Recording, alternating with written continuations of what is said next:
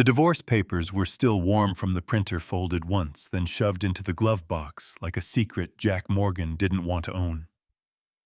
The wipers squeaked across the windshield, pushing away drizzle that didn't know if it wanted to be rain or fog. Asheville was wrapped in late autumn gray, the kind that sat heavy in your chest. Jack gripped the wheel tighter, knuckles pale, breath shallow. His heart hadn't slowed since walking out of the courthouse. In the rearview mirror, Eli sat silently in the back seat, buckled in and hugging his stuffed triceratops like a lifeline.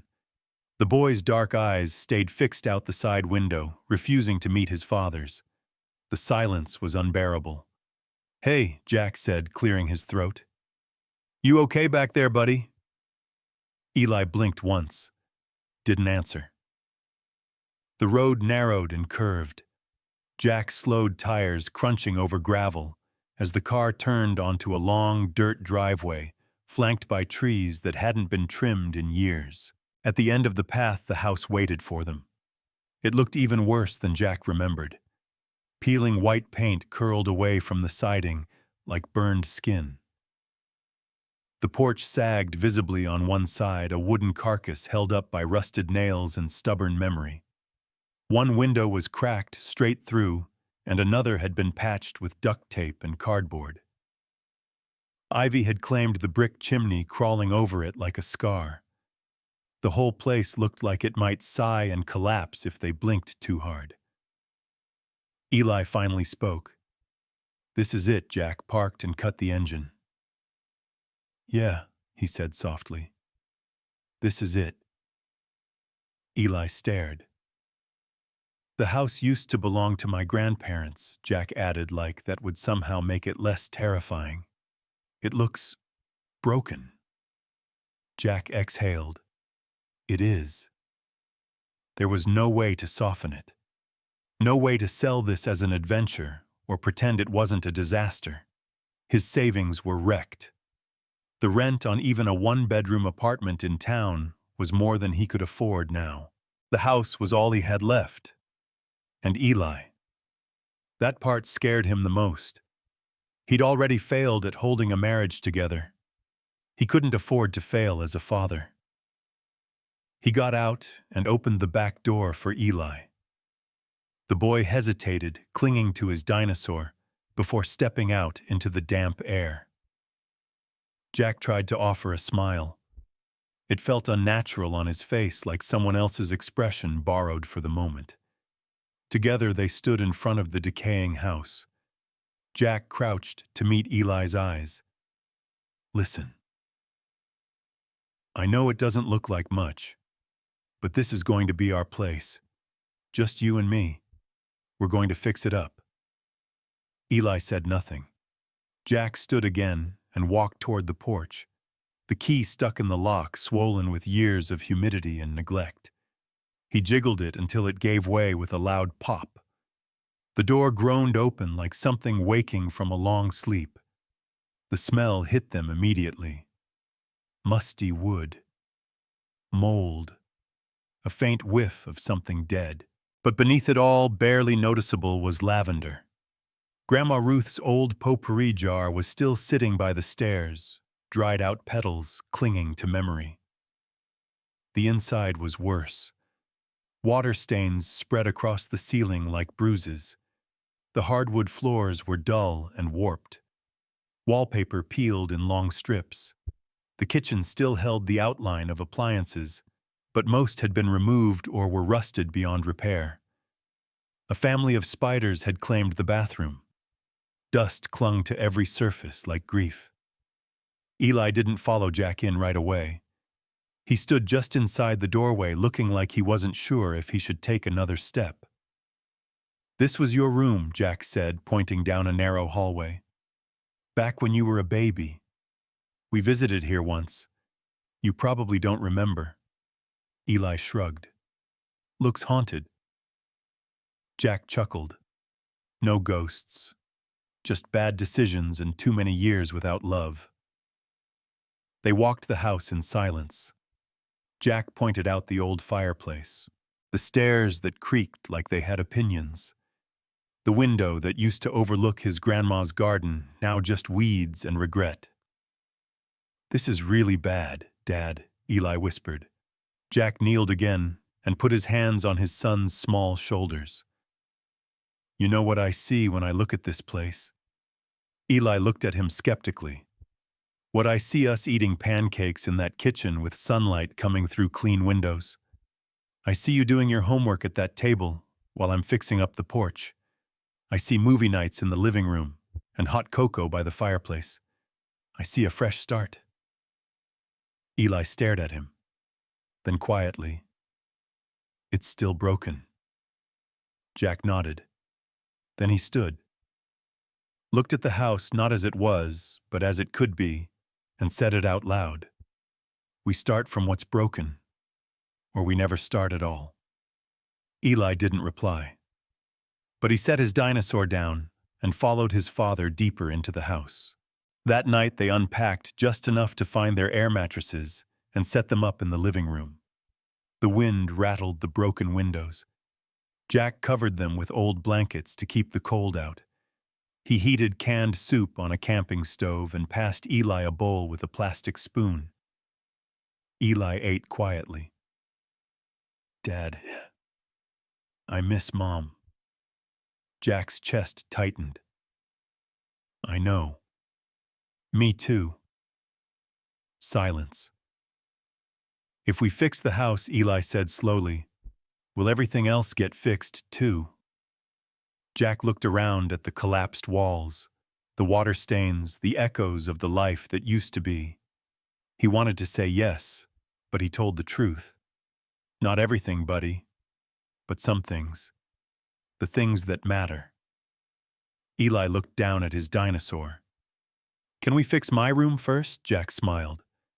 "Yeah, we'll start with that." Jack woke before the sun.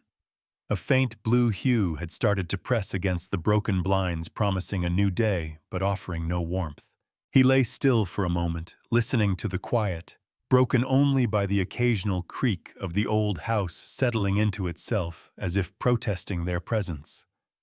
Eli had finally fallen asleep, curled tight in his blanket like a cat, one small hand gripping his dinosaur's frayed tail. Jack pushed off his blanket and sat up slowly. The living room looked like a storage unit, half-open boxes, paint cans, tools, the camping stove still sitting in the fireplace. The silence was thick, but not peaceful. It was the kind of silence you got in places that used to be full of voices and laughter now hollowed out. Jack rubbed his face and stood stretching sore muscles. He padded into the kitchen and pulled open the back door, letting in a rush of cold air. The backyard greeted him like a forgotten battlefield, overgrown grass, a collapsed trellis, a garden shed leaning dangerously to one side. Somewhere beneath the weeds were the remnants of his grandma's garden, maybe even the tulips she'd planted when he was a kid. "You look like hell," Jack muttered to himself. He stood there for a while, the cold grounding him. Then he went to work. By the time Eli woke up, Jack had already gone through most of the house with a legal pad listing everything that needed fixing. The list was worse than he expected: roof damage, cracked foundation along the west wall, black mold in the upstairs bathroom, electrical wiring, likely from the Reagan era. Eli shuffled into the kitchen, still wrapped in his blanket. His hair was sticking up at strange angles, and sleep clung to his face. "Morning," Jack said. Eli just nodded and sat at the folding table Jack had set up. He pulled his dinosaur into his lap and stared at the cracked linoleum floor. Hungry Eli shrugged.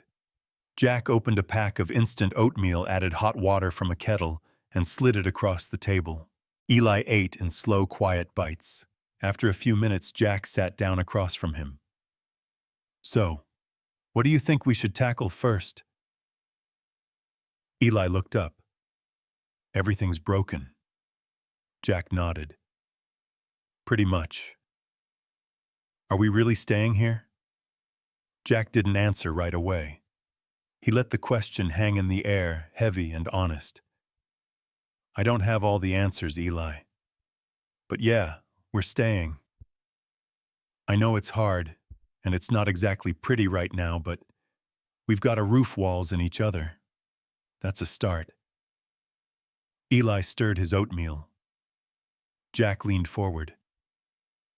You asked me last night if the house was waiting for something. Eli looked up. Jack smiled faintly. Maybe it's waiting for us. A long pause. Then Eli said, It still feels haunted. Jack chuckled. It's not haunted. It's just been alone for a while. When people leave a place, it forgets how to feel like home. Eli pushed back his chair and wandered into the hallway. Jack followed, giving him space. The boy moved from room to room, poking his head into the bathroom, peeking into what used to be Jack's childhood bedroom, stopping at the foot of the stairs leading to the attic. Is that where the raccoons live? He asked. Probably, Jack said. Eli turned around. You're not going to make me sleep up there, are you? Not unless you've got armor and a flashlight. That got a small laugh. It was soft, but real.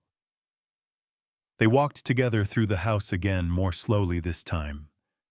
Jack explained what needed to be fixed in each room. He let Eli carry the clipboard and check things off even if they hadn't fixed them yet. Water stains Eli noted in one room. Ceiling's gotta come down, Jack said. We'll replace the drywall. What's drywall? Jack crouched and explained, showing him a chunk that had fallen off. Eli listened, nodding solemnly. In the back room, the one that had been Jack's father's study, they stood in silence. There were still shelves on the walls, long since empty, and a heavy desk layered with dust. Did Grandpa build this house? No, Jack said. But he kept it standing. My granddad built it. Your great-grandpa. Eli ran his fingers along the desk. Why did they let it fall apart? Jack took a long breath. Life happens. People get older. Things get harder. And sometimes you just don't know how to keep it going. The boy turned to him. But we can fix it. Jack looked around. We can try. They went outside after lunch. Jack wanted to check the roof from the backyard and get a better look at the foundation. It was then that Eli froze. On the far edge of the yard where the trees crept in, like an audience, stood an old, rusted swing set. One of the chains hung loose, the other held a crooked seat. A child's shoe lay half buried in the dirt beneath it. Eli stared. Was that mine? Jack shook his head. I think it was mine. Eli walked over and crouched next to the shoe. After a moment, he looked up. Do you think the house remembers us? Jack didn't answer right away. Then he walked over and placed a hand on Eli's shoulder. This place isn't haunted, he said gently. It's just waiting. Eli looked at him. Waiting for what? For us to remind it who we are. They spent the rest of the afternoon clearing trash from the yard. Jack let Eli drag broken branches into a pile and throw rocks into the woods. There was something healing in it, in touching the land, in making a small dent in chaos. By sunset, they were exhausted. The air had that crisp edge of early winter, and Jack could already smell rain coming again. Back inside, they sat on the floor, eating peanut butter sandwiches by lantern light. The electricity was still unreliable, and Jack didn't want to risk tripping the breakers again. Tomorrow, he said, we'll start fixing the roof over the kitchen. Then maybe your room. Can I pick the color? Of course. Eli thought for a moment. Blue. Like the ocean. Jack grinned. Deal. The lantern flickered. Jack watched Eli's eyelids grow heavy. Before long, the boy was asleep again, curled up on the air mattress, dinosaur clutched to his chest. Jack stayed awake a little longer, watching the shadows move along the walls. He pulled the list from his pocket and added one more note under to do. Remind this house what it means to be a home. The next morning came too soon with a knock at the door, just as Jack was halfway through making coffee on the camp stove. He froze, confused. Nobody should be out here this early. He walked carefully to the front window, peeked through the dusty glass. A woman stood on the porch holding a casserole dish. She knocked again and called out cheerfully, "Hope you like cornbread and beans. I'm Elena Vasquez, your neighbor."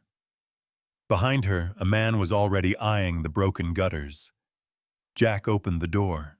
The smell hit him before the words did: warm cornbread, slow-cooked beans, and something with just enough spice to wake up his tired brain. Jack blinked at the woman on his porch like she was part of a hallucination. "I told Miguel they wouldn't answer the door if we looked like salespeople," she said with a smile. "So I brought food." Jack stood there a beat too long, then remembered his manners and stepped aside. "Come in, sorry, it's still a mess."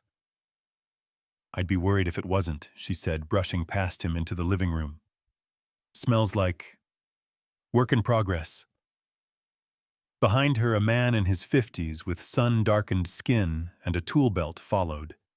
He gave Jack a respectful nod. "Miguel," he said simply. "That window in the front probably needs reframing. I saw it bowing from the street." Jack blinked again. "You saw that from outside. I've been doing windows for 30 years. You learn to notice." He crossed to the window and knelt beside it, already inspecting the frame. "Looks like heart pine. Old. Tough. But she's tired. Like the rest of us," Elena added, setting the casserole on the table. "You got plates?" Jack shook his head, then paused. "I think maybe. Somewhere." Eli came padding out of the hallway, still in his pajamas. He stopped short when he saw the strangers. "Hey there, sweetie," Elena greeted. "I'm Elena. This is my husband, Miguel. We live next door." "What's your name, Eli?" he answered, stepping closer to Jack. "Well, Eli," she said, kneeling to his level. "I brought beans and cornbread, and I'm told it's my best version yet. Would you help me taste test it?" Eli looked to Jack, who nodded. "You're really our neighbor?" he asked Elena. "I am. We live right over there." She pointed through the front window. "That house with the purple porch and the big dog that barks too much." Eli grinned. "I heard him last night." "He likes to introduce himself," Miguel muttered. Jack watched as Elena scooped food onto mismatched plates Jack found in a moving box. The smell alone made his stomach growl. They all sat on the floor, the table still stacked with tools and paint samples. "So what's the plan?" Miguel asked between bites. Jack hesitated. "Honestly, survive the first month. Get the kitchen roof patched, maybe fix the wiring. It's a lot." Miguel nodded, chewing. "You working right now? Office job in town. 9 to 5. Get home, work on the house until my back gives out." Miguel wiped his hands on a paper towel. "I got afternoons free next week. You need help with that wiring, I can take a look." Jack stiffened. "I appreciate that, but I've got experience. I used to do contracting. I can manage." Miguel met his eyes, not unkind. "Not offering 'cause you can't. Offering 'cause you shouldn't do it all alone." Jack was quiet a moment. That's when Elena added, "Sometimes help doesn't mean you failed. It means you matter." The words hit harder than they should have. Jack glanced at Eli, who was scraping cornbread crumbs off his plate with quiet focus. Maybe they did matter. Maybe this place could be more than just a patch job on a broken life. Later, Miguel walked with Jack through the side yard, pointing out the sloped drainage that might be affecting the foundation. Jack started taking mental notes until Miguel handed him a small notebook from his own tool pouch. "Write it down," he said. "You'll forget half by morning." They talked concrete mix ratios and weatherproofing, while Eli stayed inside helping Elena rinse the plates in their kitchen sink. Jack watched through the window as she gave Eli a sponge and showed him how to swirl the dish soap just right. When Miguel left, he clapped Jack on the shoulder. "I'll bring over some wire and a better ladder. Yours looks like a death wish." Jack smiled. "Thanks. You ever need backup, just yell. We're neighbors. That still means something here." As the Vasquez truck pulled away, Jack stood in the front yard and took a deep breath. The house was still leaning, still bruised and battered, but for the first time it didn't feel quite so abandoned. Inside, Eli was waiting with a serious expression. "Dad, can I have a ruler?" Jack raised an eyebrow. "Why, Elena says her neighbor makes wood things by measuring everything twice. And I want to build something." Jack knelt. "What do you want to build? I don't know yet. But I want it to be mine." Jack ruffled his hair. "We'll find you a ruler." That evening a knock came again, this time from across the street. A tall woman with silver hair and orthopedic shoes stood on the porch, holding a basket covered in cloth. "Evening," she said. "I'm Bernice Grant. I saw you boys moving in and figured you might not have an oven yet. I brought you some honey cornbread. Still warm." Jack blinked. "Wow. You people don't waste time." She laughed. "Well, I saw the kid in the yard, and I raised two myself. When they're quiet, they're either hungry or plotting. Best to stay ahead of both." He stepped aside and motioned her in. "Just the basket, thanks," she said. "I don't intrude. But I'll say this, any man who moves into that house with a kid and no fear either has a plan or needs a pie. I'll figure out which next time." Jack grinned. "Pie sounds good." As she turned to leave, she added, "By the way, if you find an old wooden ruler in that attic, it's probably my husband's. He built half the porch back in '83. Good hands. Built to last." Eli lit up. "Really, really," she said, smiling at him, "and he'd be glad someone young was learning to use it." That night, Jack and Eli sat on the porch with plastic cups of juice and a flashlight aimed at the side of the house. They started tracing the cracks together, talking about what needed fixing first, which rooms to tackle next. Jack thought back to Elena's words. Maybe he didn't have to do it alone. Eli leaned against him. "Dad here. Do you think we could make it beautiful?" Jack looked out at the sagging porch rail, the uneven steps, the busted shutters. "I think we already started." The attic smelled like forgotten years, dust-dry wood, and something older. Jack crouched in the low ceiling space, flashlight in one hand, the old wooden box in the other. The initials RM carved into the top were unmistakable. Richard Morgan, his father. The photo inside was creased and faded, but still clear enough to stir something deep. His dad stood in front of the house, arms crossed, looking younger than Jack had ever seen him in real life. There was no smile in the picture, just that same tight-lipped focus Jack remembered too well. Jack reached in and found the ruler first, long, heavy, made of wood, worn smooth by calloused hands. Inches burned into the grain. One corner was chipped, a notch carved at the 12-inch mark, like someone had measured a moment they wanted to remember. Beneath the ruler were tools. A folding tape measure, a leather pouch holding a few screwdrivers, a small square, and a rusted chisel. And then there were the letters. 10 or 12 envelopes neatly bundled with string.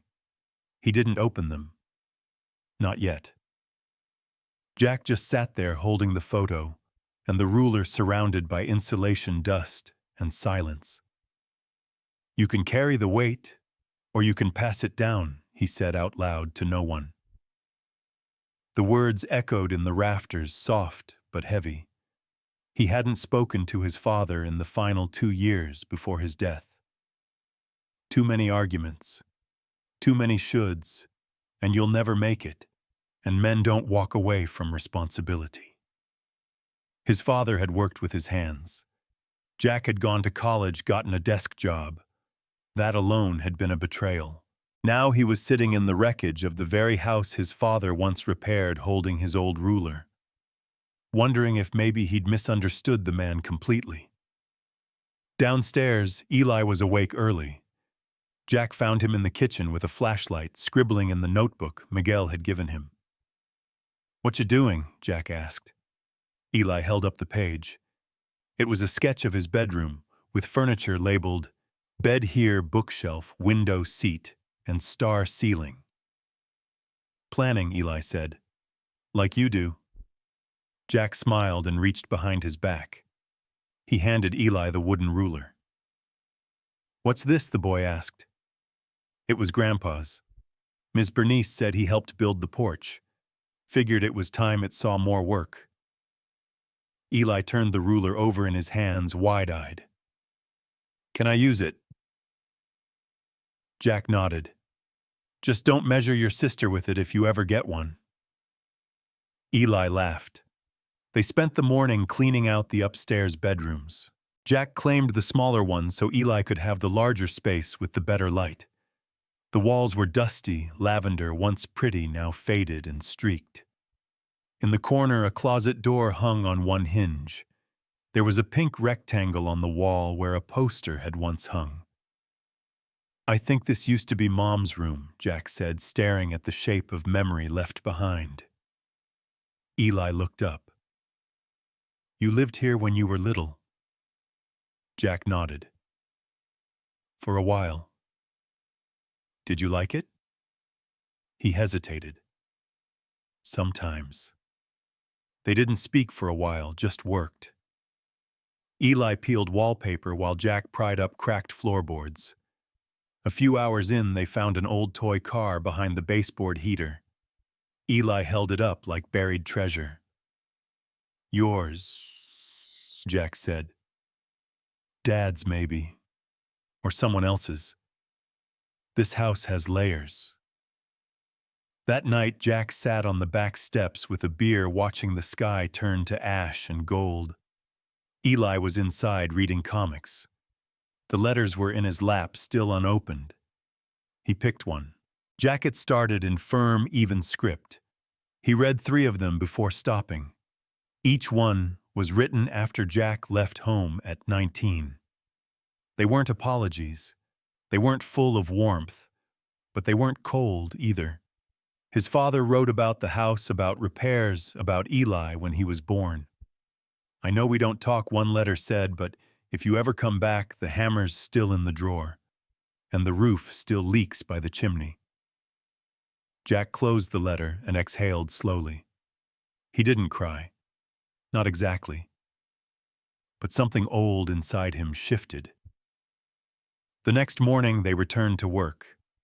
Jack taught Eli how to use the square to mark wood. They measured studs in his bedroom wall and marked places for new shelves. "You always say, 'Measure twice, cut once,'" Eli said. "Why?" "Because mistakes cost wood," Jack said, "and time and frustration. So it's better to slow down, make it right."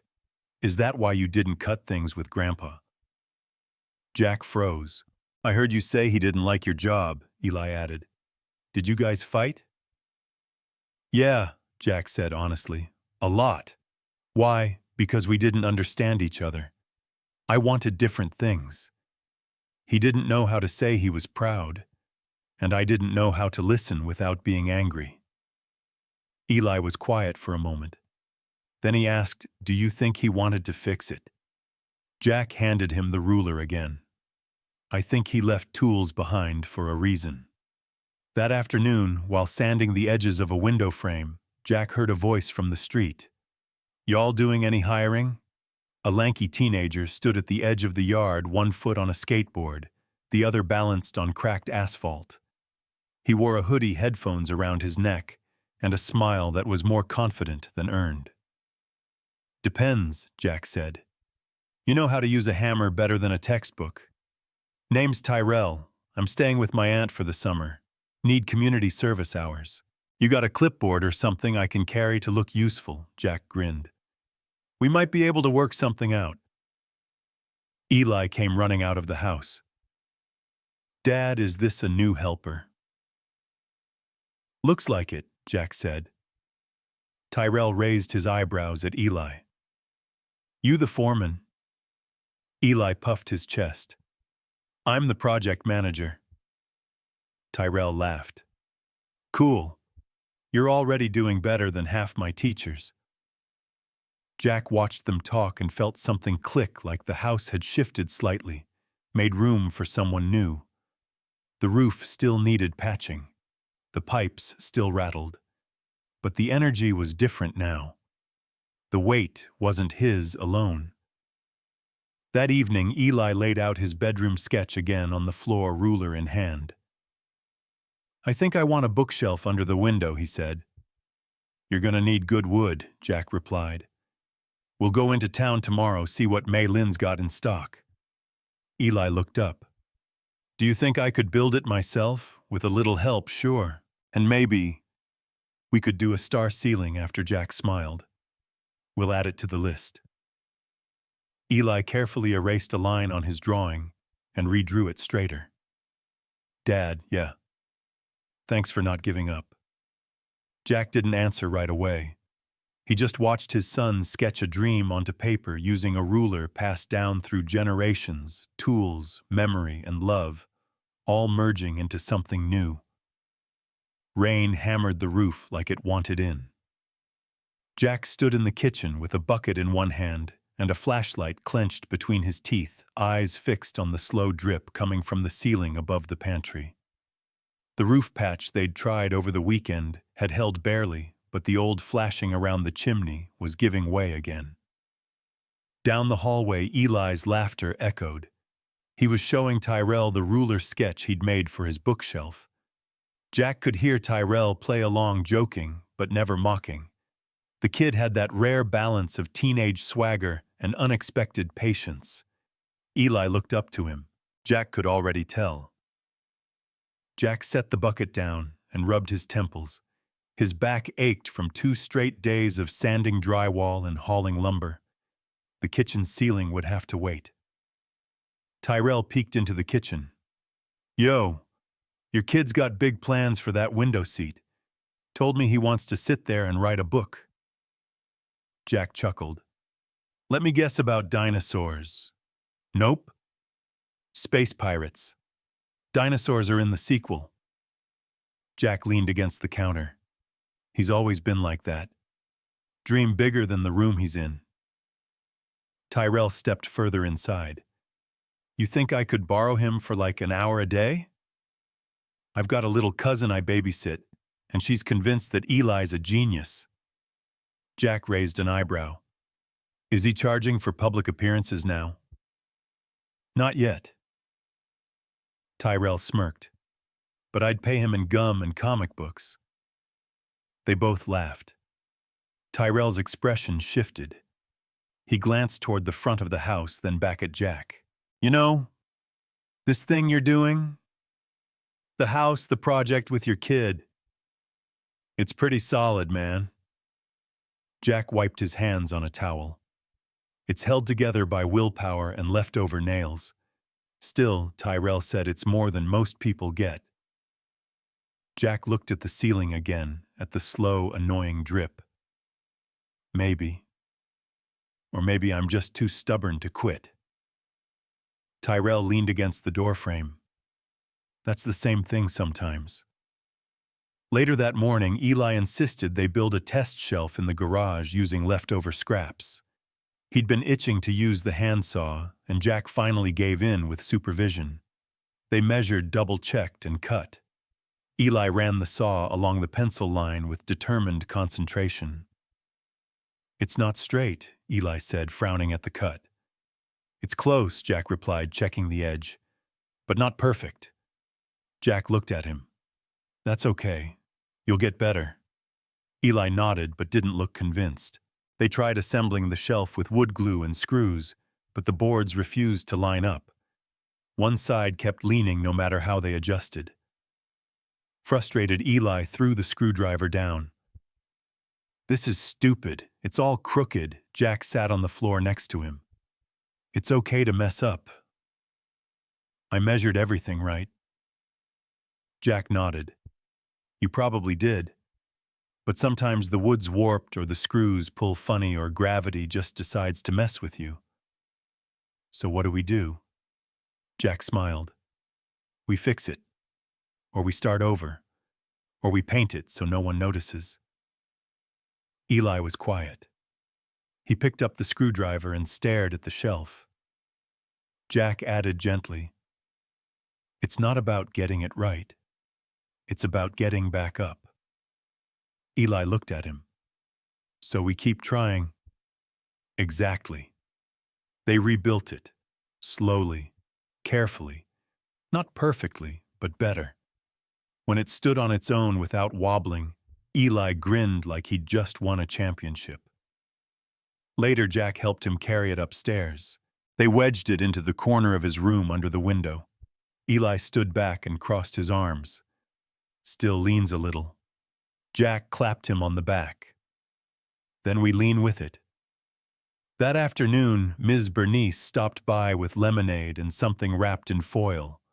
"Lemon squares," she said, handing them off like treasure. "Made 'em the way my husband used to like, with extra zest and no nonsense." Jack invited her to sit on the porch swing. She watched Eli chase Tyrell around the yard with a tape measure in one hand and the other pointing like a general issuing commands. "You've got a good boy," she said. "I try not to mess him up," Jack replied. Bernice sipped her lemonade. "That's all any of us can do." They sat in companionable silence a while. "You know," she said, "eventually my husband wasn't much for talking. But when he built something with the boys, that's when he came alive. Wood's honest. You shape it with your hands and it tells you if you're doing it wrong." Jack nodded. "I think I missed that with my dad." "Most men do," Bernice said softly. "But you're doing something different here." He looked out across the lawn. "Sometimes I wonder if I'm rebuilding the house," he said, "or trying to rebuild something I never had." She smiled at him. "Why not both?" As evening settled in, Jack grilled burgers in the backyard. Eli and Tyrell dragged out 2 lawn chairs and set up a makeshift dining area complete with a stack of paper plates and a jar of pickles. Eli stood with tongs in hand like he was running a cooking show. "Today we're making cheeseburgers Carolina style. You want mustard or ketchup? Chef Tyrell ketchup. Heavy. Approved." Rachel's car pulled up just as the first burger hit the plate. Eli's grin faltered a little, but he didn't run. Rachel stepped out dressed in work clothes and looking tired. She approached the backyard, slowly taking it all in, the porch lights strung overhead, the half-painted garden fence, the shelf visible through Eli's bedroom window. Jack met her halfway. "He seems happy," she said softly, watching Eli pass Tyrell a hot dog bun like it was a sacred relic. "He's doing good," Jack said. "I didn't think you'd actually pull it off." "Neither did I." She smiled just a little. "Mind if I stay for a few minutes?" Jack blinked. "Sure." They sat at the edge of the porch as Eli served her a plate. Rachel tasted the burger. "Wow." "He made this," supervised, Jack said. "But yeah."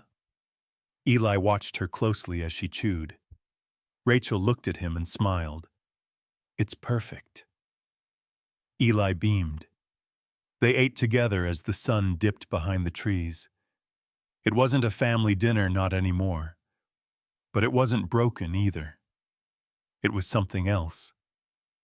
Something in between, something healing. That night, after Rachel left with a kiss on Eli's forehead and a longer than usual hug, Jack tucked his son into bed. Eli looked up at the stars they'd taped to the ceiling. "Do you think they'll still glow in the morning?" "Nope," Jack said. "They need the dark to shine." Eli closed his eyes. The knock came just as Jack was wiping joint compound off his hands. He looked down at his shirt streaked with white plaster and muttered, "Perfect timing." Eli raced down the stairs, already knowing who it was. Rachel stood on the porch in jeans and a burgundy sweater, arms crossed, her expression unreadable. "Hey, Jack," said, stepping aside. "Hey," she echoed. Eli ran to hug her, and she scooped him up effortlessly. "You've got drywall dust in your hair, kiddo." "I helped Dad patch the closet." Eli grinned. "And I built a shelf that only leans a little now."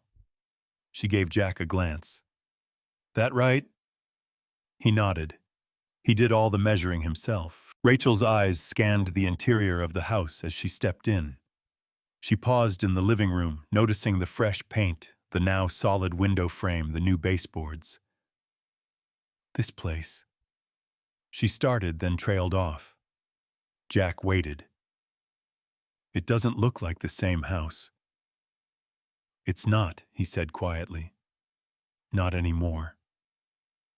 Rachel set Eli down. "Go grab your bag, sweetie. We'll head out in a minute." Eli's face fell for just a second. "Can I come back tomorrow?" Rachel hesitated. "We'll see." "Okay." He didn't argue, just nodded and disappeared into his room. When he was out of earshot, she turned to Jack. "I didn't think you'd last here." "I almost didn't," he admitted. Rachel leaned against the doorframe. "When you said you were bringing him here, I thought it was another one of your impulsive ideas, just something to make you feel like you were doing something brave instead of actually facing anything." Jack swallowed that. "It wasn't unfair. But then I see this," she said, motioning around. "And him. And I realize I was wrong." Jack raised an eyebrow. "You're actually saying that out loud," Rachel gave a soft laugh. "Don't get used to it." They stood in silence for a beat. Jack finally said, "You want to stay for dinner?" "He'd like that." Rachel glanced toward the kitchen. "Depends. Are you still serving peanut butter on paper plates?" Jack smirked. "Upgraded to spaghetti. Real forks and everything." She shook her head, smiling despite herself. "Okay. Just for a little while." Dinner was imperfect, no garlic bread sauce, a little too salty, but the warmth around the table made up for it. Eli talked non-stop, retelling his shelf-building victory with Tyrell and how Ms. Bernice said his lemon squares were Grandpa approved. Rachel listened with real interest, laughing, asking questions, even offering to help clear the plates when they finished. Jack rinsed dishes while Rachel dried. It was oddly comfortable, almost automatic, like a habit they hadn't lost completely. "You seem lighter," she said after a while. He looked at her. "I don't mean thinner," she added quickly. "I mean grounded. Like you're here. Actually here." Jack dried his hands. "It's the first time in years I've built something that felt like mine." Rachel stared at the sink.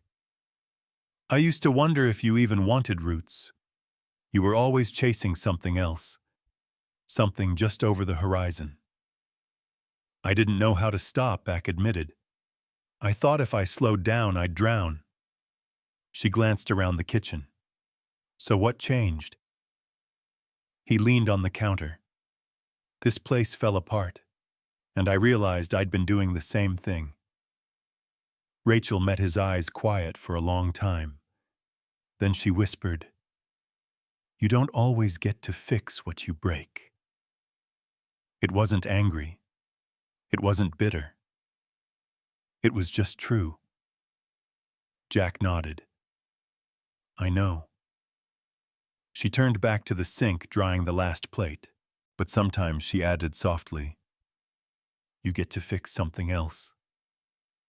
After dinner, Eli showed her the stars taped to his ceiling. She laid next to him on the floor, looking up as he pointed out Orion the Big Dipper and a random shape he'd named Rocket Pizza. Pretty creative, she said. Jack leaned against the doorframe, arms crossed, watching them. Rachel looked up at him. He's different. In a good way, he's steady, confident. She paused. Happier. Jack nodded. He likes having something that's his. He talks about this house like it's alive. Maybe it is. Rachel ran her hand across the wood floor.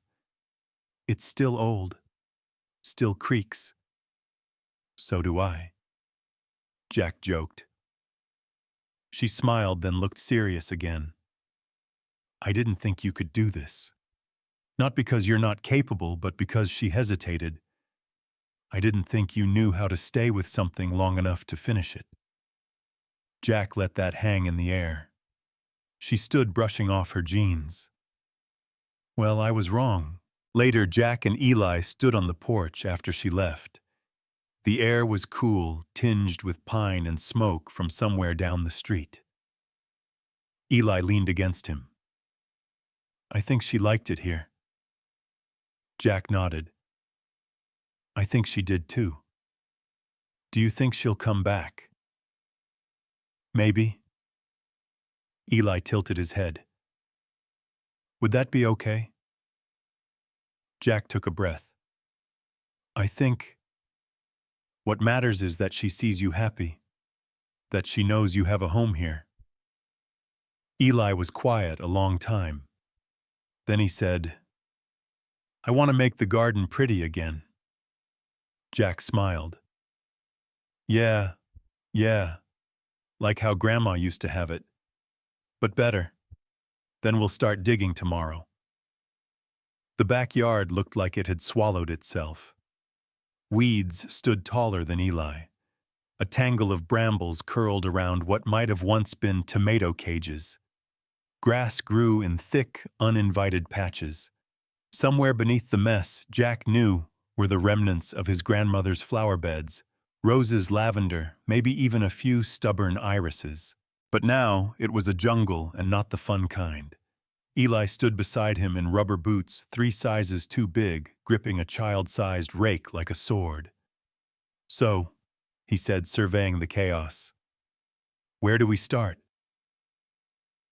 Jack smiled. We start by not getting bit by a snake. Eli's eyes widened. Wait, are you serious? Kinda, Jack replied.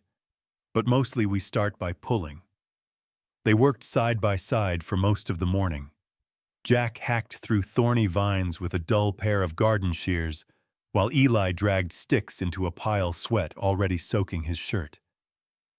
I found a shovel, Eli shouted from inside the old shed, waving it like a trophy. Jack squinted at it. Good. Just don't swing it around like a sword, okay? Got it. A beat. Can I still name it? Jack laughed. Sure. Then I dubbed thee the Root Slayer. They attacked the yard with new purpose. Eli plunged the shovel into the hard soil, then complained immediately. It's like hitting a rock. It's been neglected a long time, Jack said, kneeling beside him. He dug a small hole with his hands, pulling out dry roots and crumbled mulch. See this? Eli leaned closer. This used to be a garden bed. Look at the border stones. I thought those were bricks for ghosts, Eli whispered. Jack snorted. Pretty sure ghosts prefer marble. They kept going 1 foot at a time, slowly uncovering the bones of the garden. What had once been pathways re-emerged faint and cracked. At one corner of the yard, beneath a layer of weeds, they found a wooden sign so worn it took water and elbow grease to reveal the word Rose's Patch. Eli ran his fingers over the faded letters. That was Grandma's name, right? Yeah. You think she'd be mad it looks like this now? Jack shook his head. Nah. She'd probably hand you a trowel and tell you to stop whining. That afternoon, Elena came by with lemonade and a cardboard box full of seeds. I heard a rumor y'all were resurrecting the dead back here, she said, placing the box on the porch table. Eli peeked inside. What are these basil, mint tomatoes, marigold starter stuff? Easy to grow. Well, easier if you water them and don't stomp on them. Eli turned to Jack. Can we plant all of it? Jack scratched his chin. Let's start small, like a raised bed. What's that, a box you build above the ground and fill with good soil? Eli nodded seriously. Like a plant bunk bed. Exactly. Miguel showed up 20 minutes later with scrap wood, a power drill, and an offer Jack was learning not to resist. You build?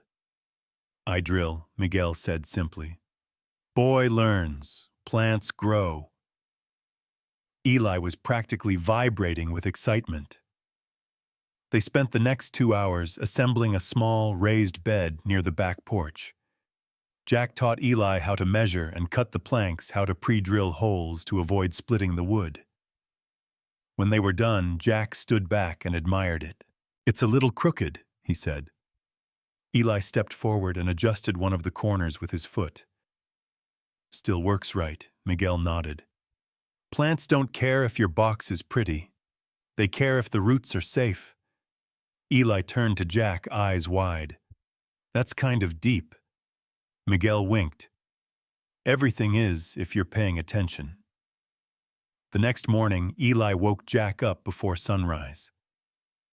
Dad, the seed packets say we need to plant them 1 inch deep, but how do we know what's exactly 1 inch? Jack groaned, rubbing sleep from his eyes. We use the Morgan thumb method. What's that? Hold out your thumb. Jack took Eli's hand and pressed it into the soil. From the tip to the first knuckle, pretty much 1 inch. Close enough.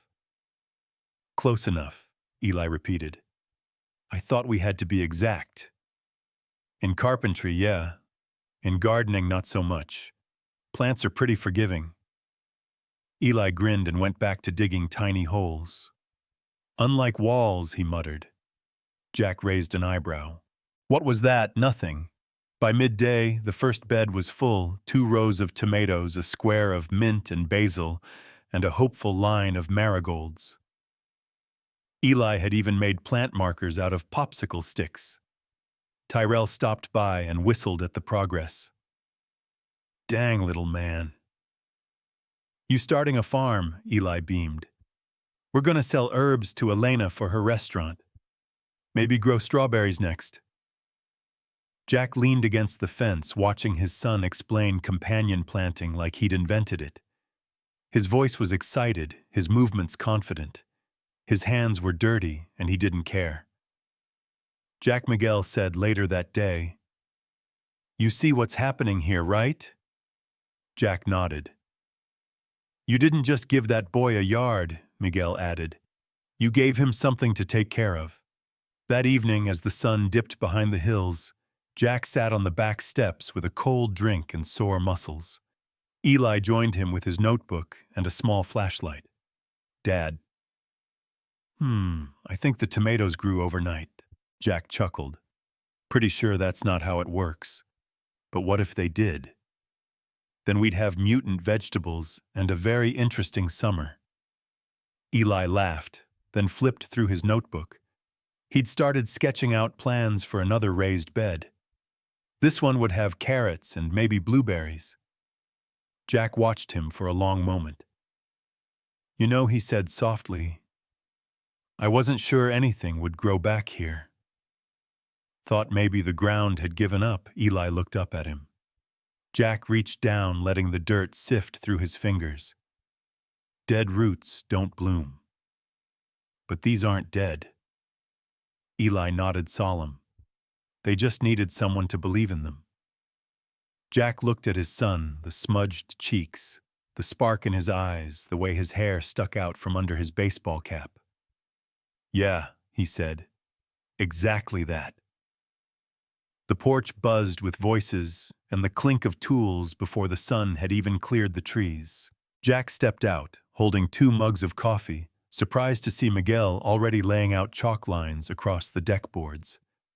Elena sat on the top step with a notebook open and a pencil tucked behind her ear, talking with Ms. Bernice, who was in a camp chair sipping iced tea before 9 a.m. "What is this?" Jack asked, handing 1 mug to Miguel.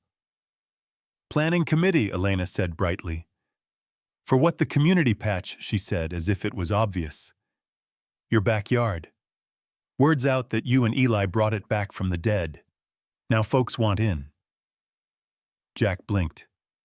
"Wait, what do you mean want in? You got a raised bed." "That's a start," Bernice chimed in. "But think bigger. People around here miss having a place to go. This block used to be something you know." Miguel pointed to a rough sketch in Elena's notebook. "Garden beds here. Long table for potlucks. A little deck under the trees. Maybe a fire pit, if you're brave." Jack stared at the page, then at his yard. The cleared space, the old oak still casting shade like a sentinel. The new shoots breaking soil in Eli's herb bed. This was not the plan, he said. "No one's asking for a resort," Elena replied. "Just a place to breathe." Tyrell skated into the yard just in time to catch that last line. "Place to breathe, I'm in. As long as I don't have to dig holes." Eli came out behind him holding a box of nails. "We're gonna need a lot more of these." Jack sat down on the step, rubbed his face. "You people realize this is still my backyard, right?" Miguel clapped him on the shoulder. "Only if you say no. But if you say yes, it belongs to everyone who shows up." Jack glanced at Eli, who was already sorting tools with the careful attention of someone who believed he was building something important. Jack sighed, half smiling. "Fine. But if this turns into a block party every weekend, I'm blaming all of you." "That's fair," Elena said, not looking up from her notes. "Now go find more paint." The rest of the day felt like someone had plugged the house into an electric current. People dropped by, non-stop neighbors Jack didn't know well, families from the school, even a guy from the hardware store who'd heard there was free lemonade and a chance to swing a hammer. Eli became the unofficial tour guide. "This is the herb bed," he told a group of curious kids. "Don't eat the mint unless you like tasting toothpaste. And over here," he pointed, "is the future rocket lab, or maybe a chicken coop. We haven't decided."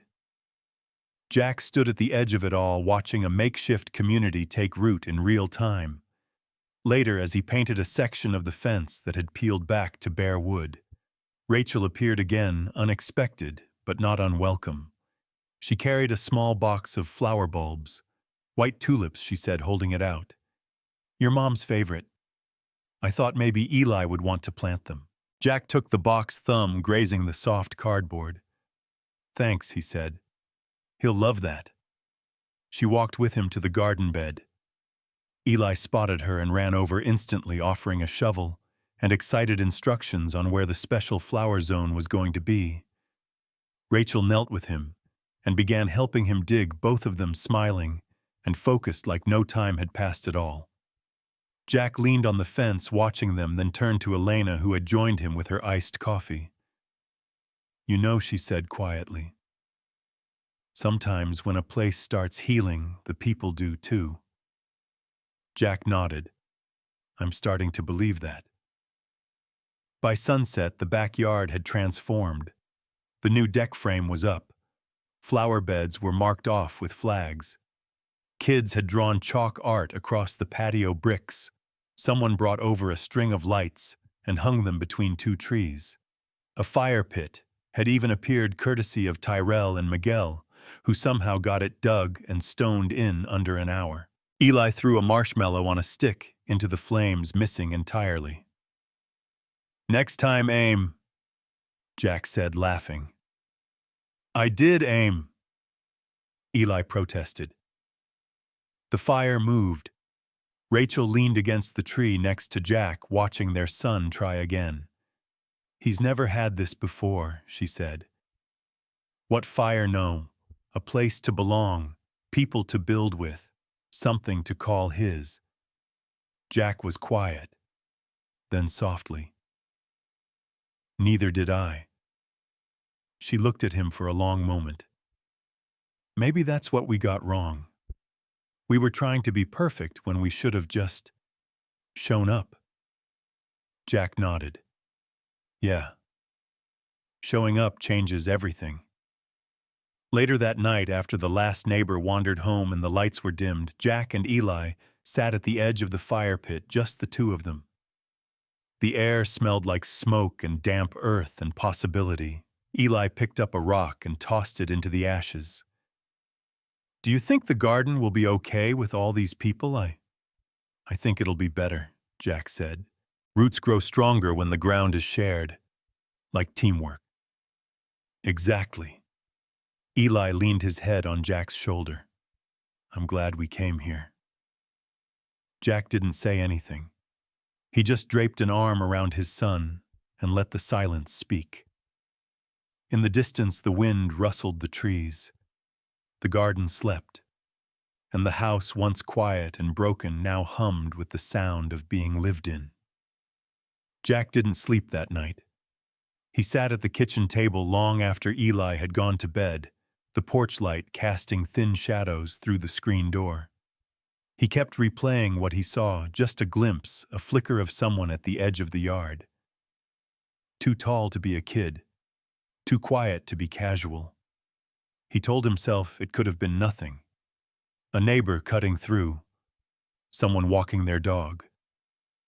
But he didn't believe that. At sunrise, Jack was already outside, pacing the back fence line. One section sagged inward, the post cracked near the base, easy to push through if someone wanted. He pressed his palm to the wood and swore under his breath. "Hey," came a voice behind him. Tyrell hoodie, half-zipped earbuds dangling. "You good?" Jack turned. "You see anyone hanging around back here last night?" Tyrell's eyes narrowed. "Like after the fire pit, yeah. Just after we packed up." Tyrell scratched his head. "Nah, man. I dipped out early." "Why, someone was by the fence, watching." Tyrell looked at the woods. "You think it was just a rando?" Jack hesitated. "I don't know." But the itch in his gut said it wasn't random. It was intentional. That afternoon, while Eli helped Elena sketch a plan for a community seating area near the Oak, Jack headed into town. He stopped by the hardware store, picked up new posts and concrete. Then on impulse, he walked a few blocks to the town records office. The building smelled like dust and old toner. Jack gave his name at the desk and asked about the property history. The clerk raised an eyebrow. "Morgan Place, yeah." The man disappeared behind a file cabinet and returned with a worn folder. Inside were permits, inspections, tax forms. Nothing alarming until Jack spotted a slip from 1994. A zoning notice and attached complaint. Filed by Richard Morgan, his father. Attached was a note. Suspicious activity reported behind rear property fence. Trespassing. Possible illegal dumping. Jack stared at it, his heart ticking faster. He flipped through the rest. No resolution. No follow-up. Just ignored. Back at the house, he found Miguel tightening bolts on the garden fence. "You believe in ghosts?" Jack asked suddenly. Miguel didn't look up. Not the kind with sheets. "What about secrets?"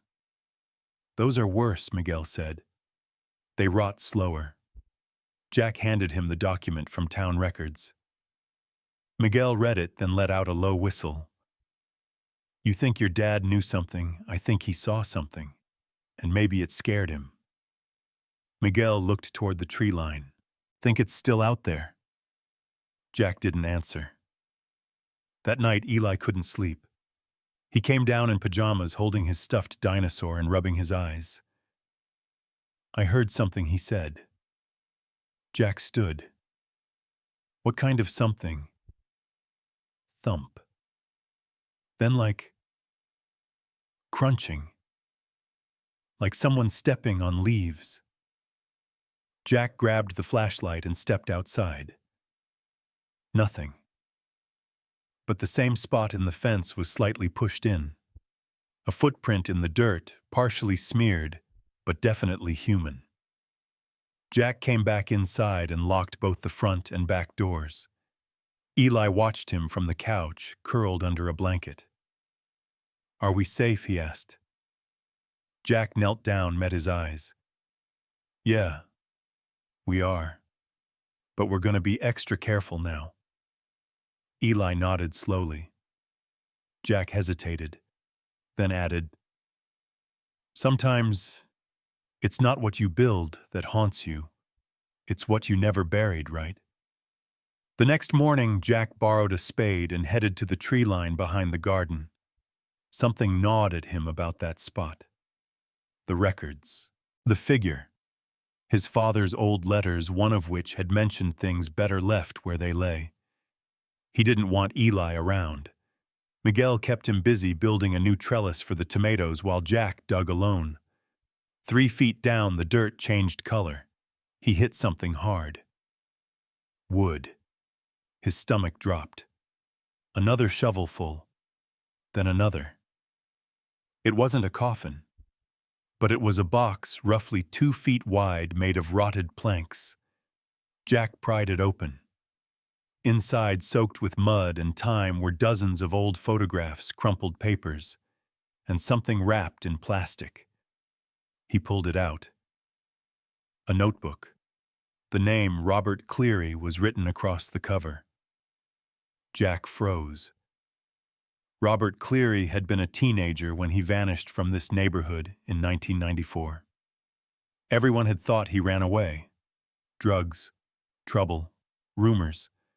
But now this. Jack wiped the dirt from the notebook and flipped it open.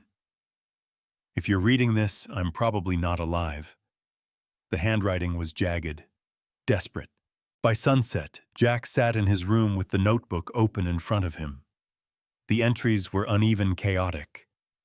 They told a story of a boy who had discovered something, a hidden place in the woods, people meeting at night, cash being passed, threats being made. And then they saw me. I think they know I know. Jack felt sick. He turned to the final pages. More frantic writing. Mentions of Mr. M and Jack's father. And one line that punched through everything. Richard tried to stop them. Said he'd bury the truth if it meant keeping me alive. But it's too late. Jack's hands trembled. What the hell had his father been mixed up in? Jack didn't eat breakfast the next morning. The notebook sat like a weight in the center of the kitchen table, dirt still clinging to the edges, the pages warped from years underground. Each word inside pulsed with tension, an accusation from the past, demanding to be heard. He flipped through it again while the coffee brewed. Mentions of M late-night meetings, threats. And his father, Richard Morgan, caught somewhere between witness and accomplice. Jack couldn't tell which. The truth was half buried in fear and smeared ink. Eli ran into the kitchen clutching a paper crown made of construction paper and stickers.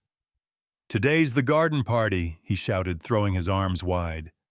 "I'm king of tomatoes." Jack forced a smile. Long live the king. Rachel had helped organize the event, and by mid-morning neighbors were already trickling into the yard. There were folding tables, lemonade pitchers, folding chairs under trees. A couple of older teens had set up speakers to play jazz. Someone brought cookies shaped like watering cans. It should have been perfect. But Jack's nerves were shot. Every smile felt strained. Every unfamiliar face made him glance toward the back fence. He spotted Miguel unloading a crate of potted flowers and headed straight over. "I found something," Jack said under his breath. "Behind the fence." Miguel didn't flinch. How bad? Jack handed him a folded sheet, a copy of one of the notebook pages. Miguel scanned it, jaw tightening. "Robert Cleary." Jack nodded. Miguel looked around. "You think someone here knows? I think someone never forgot. And they might be watching again." Miguel handed the page back. "So what's the plan?" Jack looked toward Eli, who was handing out seed packets with Elena and Ms. Bernice like a seasoned event coordinator. "The plan," Jack said quietly, "is to protect what we're growing, even if it means exposing what we buried." As the afternoon bloomed, Rachel approached Jack near the old swing set. "You've been off all day," she said. Jack hesitated, then handed her the notebook. She flipped through the first few pages, eyes widening, expression darkening as she pieced the entries together. "This is real. I found it buried near the oak.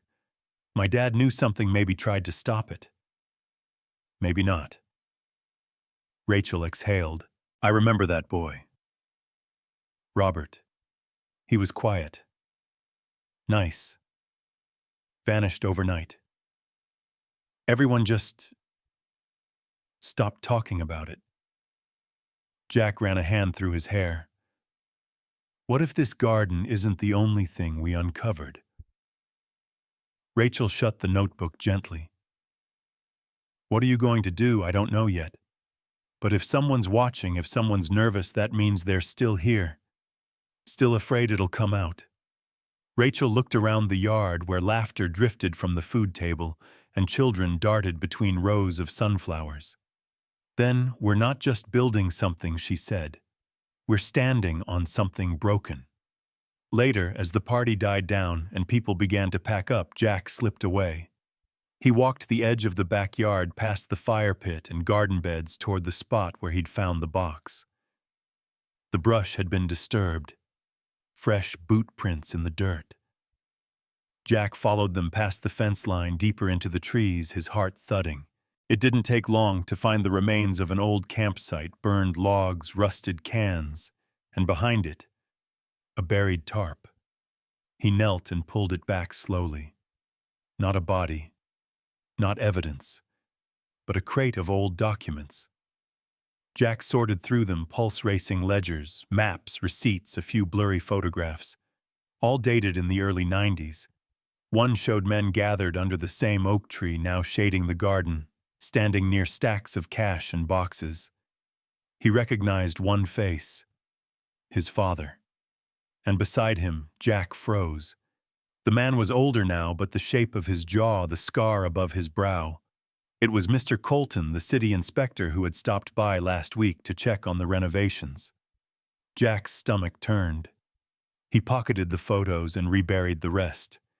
This wasn't just a neighborhood secret, it reached deeper, maybe tied to people still in power. As he turned to leave, he caught movement again. A figure off to the left, just watching. Jack shouted "Hey!" and gave chase. Branches whipped his arms. Roots snagged his boots. He ducked under a low limb and caught a brief glimpse, a hood and a flash of denim, then gone. By the time he reached the road, the figure had vanished into a passing car. Jack stood on the asphalt, chest heaving. They were watching, and now they knew he knew. He returned to the house to find Eli asleep on the couch, a half-finished drawing of a Garden Kingdom map on his lap. Rachel covered him with a blanket, while Jack stood in the doorway looking every bit like a man who'd touched something cursed. "You okay?" she asked. "No," Jack said, "but I think I'm finally seeing everything for what it is." Rachel studied him. "Then maybe it's time to tell the whole truth." Jack looked at the window where the garden glowed faintly under string lights. "Maybe. But not tonight." He moved to the kitchen, pulled out the photos, and laid them on the table. Each one a fragment of something rotten evidence. Memory. Proof. He stared down at the image of his father. The man who built this house. The man who kept its secrets. The next morning broke heavy with fog, the kind that made everything seem quieter, heavier, like the world was holding its breath. Jack stood on the porch with a mug of black coffee, watching the mist roll across the yard. The garden beds were barely visible outlines beneath a soft white sheet. He turned the photo over in his hand, the one of his father and Colton standing under the oak. The face haunted him. Not because it was unexpected, but because it confirmed what he'd feared since opening Robert Cleary's notebook. Someone in power had buried the truth. And now Jack was holding the shovel. Eli appeared at the screen door, rubbing his eyes. "Did the garden disappear?" Jack said, smiling gently. "It's just hiding." "Like secrets." Jack paused. "Yeah, kiddo. Exactly like that." By mid-morning, Jack was pacing inside the house, waiting for Miguel. He had made up his mind the night before he couldn't keep the truth hidden. Not again. Not like his father had. But going to the authorities without backup, that was a good way to get buried, too. Miguel arrived with a satchel over his shoulder and a look that said he already knew what Jack was thinking. "You ready?" Miguel asked. Jack nodded. "Ready as I'll ever be." They drove to the local paper first. Jack had printed copies of the photos, the notebook entries, and Colton's inspection slip from earlier that month. The editor, a sharp-eyed woman named Linda, took one look at the pile and set down her coffee. "Jesus," she whispered, flipping through the pages. "We're not asking for a front-page story," Jack said. "Just for someone to look into this." Quietly, at first. Linda looked up. "This is Big Jack. That boy Cleary, he was declared a runaway. You're telling me he might have witnessed a payoff operation and your father tried to protect him?" Jack nodded. "And now someone's trying to keep it buried again." Linda leaned back. "You're gonna make enemies." Jack met her eyes. "Already have." Back at the house, Jack found Rachel sitting on the back porch watching Eli and Tyrell stack stones around the fire pit. They were making a defense wall for imaginary invaders, at least that's what Eli had declared, before dragging every rock in the yard into position. "He seems lighter today," Rachel said as Jack sat beside her. "I think he feels safe here now." She glanced sideways at him. "Do you?" Jack exhaled. "No. But that's the point. The only way to truly rebuild is to stop pretending nothing was broken." Rachel was quiet for a long moment. Then she touched his hand. "You're doing the right thing." That evening, Jack installed a camera above the back gate. He added a sensor light. Every part of him buzzed with anticipation, like he was waiting for the other shoe to drop. And it did. At 2:14 a.m., the motion alert went off. Jack was already half awake when his phone lit up. He checked the live feed. A figure stood just outside the back fence, hoodie up, hands in pockets, watching. Jack got up slowly, grabbed the flashlight, slipped on his boots. He didn't tell Rachel, who had fallen asleep in the chair beside Eli.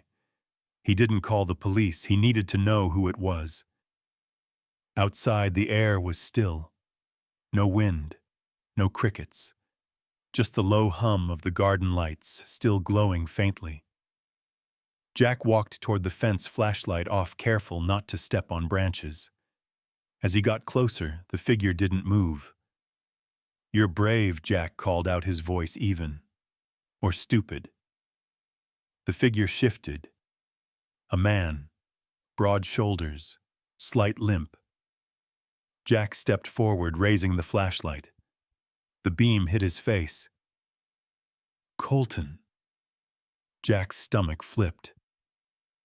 "I figured it was you," he said, voice like gravel. "You should have stayed quiet," Colton muttered. "And you should have stayed out of my yard." They stood in silence, the night stretching between them like a wire ready to snap. "You don't know what you're playing with," Morgan Colton said.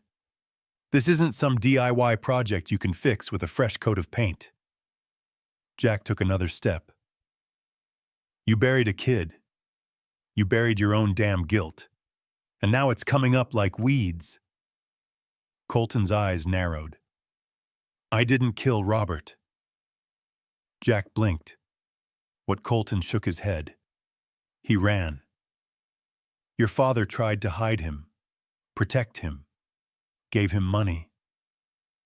But Robert didn't want protection. He wanted to expose everything." Jack's pulse pounded. "So what happened?" Colton looked past him toward the oak. "Ask the others. I was the cleanup. Your father, he was the shield." Jack's mouth went dry. "Who else was involved?" Colton's voice dropped. "You don't want to know. Not unless you're ready to burn everything down." Jack swallowed. "I am." Colton's face twisted. "Then you'd better be ready to lose what you built. Because they won't just come after you, they'll come after him." He nodded toward the house. "Eli." Jack's rage ignited. "You come near him again, I won't," Colton said quickly. "But others might." Jack stared him down. "Leave," he said. Colton turned and disappeared into the shadows. Back inside, Jack sat at the kitchen table again, same spot, same posture, but this time with a storm behind his eyes. Rachel stood in the doorway. "You talked to him." Jack didn't turn. He's not the only one who knows the truth. He just kept it quiet for survival. "Are you going to let it go?" Jack said. "But I'm not going after revenge. I'm going after light. Truth. Because if we don't—" He trailed off. Rachel finished for him. "Then this house stays haunted." Jack nodded.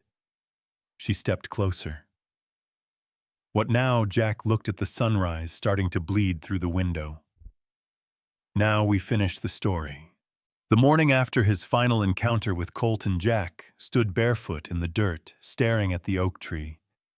The same tree where the photo had been taken. The same tree that had once stood witness to secrets, to silence, to shadows. Now it stood in the middle of a garden full of life-raised beds, brimming with mint and tomatoes. Children's laughter echoing off makeshift trellises, and a path shaped by calloused hands and new beginnings. Jack ran his fingers along the bark, then glanced down at Eli, who crouched at the base of the tree, burying a tiny bulb in the dirt. "Last one," Eli announced proudly, patting the soil. "Tulips for spring. Nice work, buddy." Rachel stood a few feet away, painting the edges of a new sign. This one would go at the entrance of the community plot, something the neighbors had decided on unanimously after the garden party. It would say, "The patch for what grows when we show up," Miguel hammered in the last fence post. Elena was building a compost bin. Ms. Bernice brought sweet tea and a folding chair, declaring she was the official quality control supervisor. They were rebuilding. But more than that, they were reclaiming. Not just the yard, not just the house, but truth, family, each other. Later that week, Linda from the paper came by to interview Jack. The story had already made the rounds. In whispers, an old case reopened. Documents discovered a once-forgotten boy finally acknowledged. Nothing sensational. Nothing splashed across headlines. But enough to matter. Jack sat on the porch, hands clasped, speaking carefully but honestly. "My father made mistakes," he told her. but he tried to make it right in the only way he knew how, by protecting someone who didn't have anyone else. He wasn't perfect. None of us are. But silence doesn't protect. It corrodes. Linda scribbled, then looked up. "And what about now?" Jack smiled faintly. "Now we plant. We teach our kids how to build things that last. And we make sure they know that when they see something wrong, they speak. They show up." That evening after dinner, Eli dragged Jack into the yard. "Close your eyes," he said, tugging him along by the hand. "Are you leading me into a prank?" Jack asked. "Maybe, but a good one." They stopped in front of the oak. "Okay. Open." Jack looked. At the base of the tree was a wooden bench, handmade, rough but sturdy. On the backrest was a plaque carved carefully in Miguel's messy lettering: "For those who stayed, for those who spoke, for those who still grow." Jack swallowed hard. "You made this?" he asked. Eli nodded. "With Miguel. And Tyrell helped paint it. It's for everyone, but especially for you." Jack crouched beside his son. "Why me?" "Because you didn't run," Eli said. "You could have, but you didn't." Jack looked at the plaque again, his throat tight. He remembered the fear of returning here, the silence that met him, the way his past clung to the walls of the house like mold. But he'd stayed. Not because he wasn't afraid, but because he finally knew how to face it. As the sun began to dip, neighbors trickled in, carrying snacks, chairs, guitars. Someone started a fire in the pit. Kids ran barefoot over the newly laid garden path. It wasn't a party, it was just people being people. Rachel leaned against the deck railing, sipping cider. Jack joined her. "You ever think about what would have happened if you hadn't come back?" she asked. "All the time. And I think the house would have rotted. The garden would still be dead. And Eli would have grown up not knowing where he came from." Rachel nodded. But now Jack looked around at the glowing lights strung between the trees, at the laughter, the music, the roots pushing up through soil. Now he said he knows what home really means. She smiled. "And what's that?" Jack didn't answer right away. Instead, he looked at Eli sitting on the bench talking animatedly with Tyrell and Miguel. His hands moved like he was explaining something complicated, probably his next rocket design, or how Basil definitely makes you run faster. Jack took a slow breath. "Home isn't a building," he said finally. "It's what you grow in it." As night fell, Jack lit the lanterns that lined the garden path. One by one, soft light poured over the raised beds, the flowers, the wood planks. It wasn't perfect. Nothing was symmetrical. Some boards were crooked. The paint on the shed was still chipped, but it was alive. Whole. He turned to Eli. "Time for bed, 5 more minutes." Jack nodded. 5. He watched his son run barefoot across the grass, free, unburdened, blooming. The past was still there, etched into the bones of the land, but it no longer ruled the story. It was just one chapter in a book still being written. Jack understood that now. Healing isn't about forgetting what broke you. It's about planting something stronger in its place. And as the final lantern flickered to life and laughter filled the backyard once more, Jack knew they weren't haunted anymore. They were home.